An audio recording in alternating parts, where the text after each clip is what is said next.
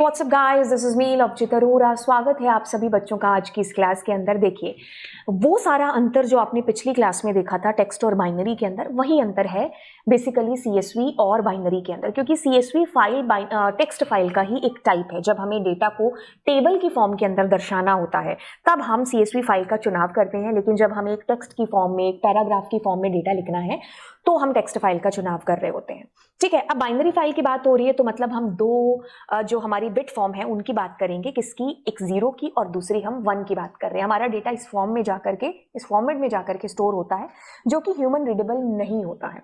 ठीक है, तो जिस फॉर्म में मेमोरी में जाकर के स्टोर होता है उसी फॉर्म के अंदर यहाँ फाइल में हमारा डेटा हमें विजुअल होता है।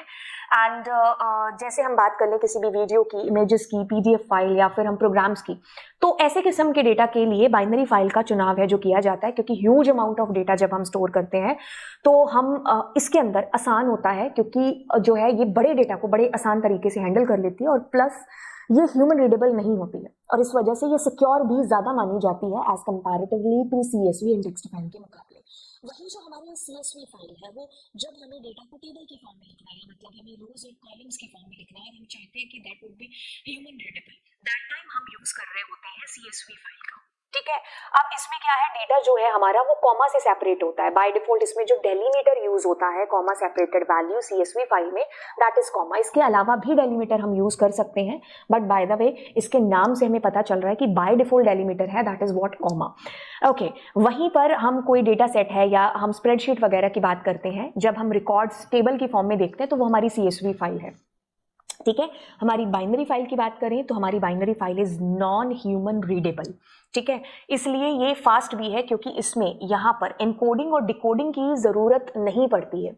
ठीक है, तो जो फॉर्म में मेमोरी में डेटा स्टोर होता है वही फॉर्म के अंदर जो डेटा है इसमें रहता है।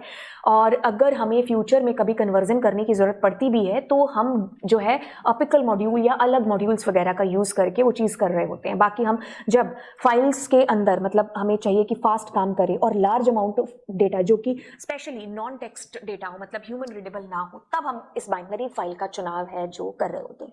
तो ये डिफरेंस था बाइनरी के अंदर और सीएसवी फाइल के अंदर। आई होप आपको ये डिफरेंस अच्छे से समझ में आ गया होगा।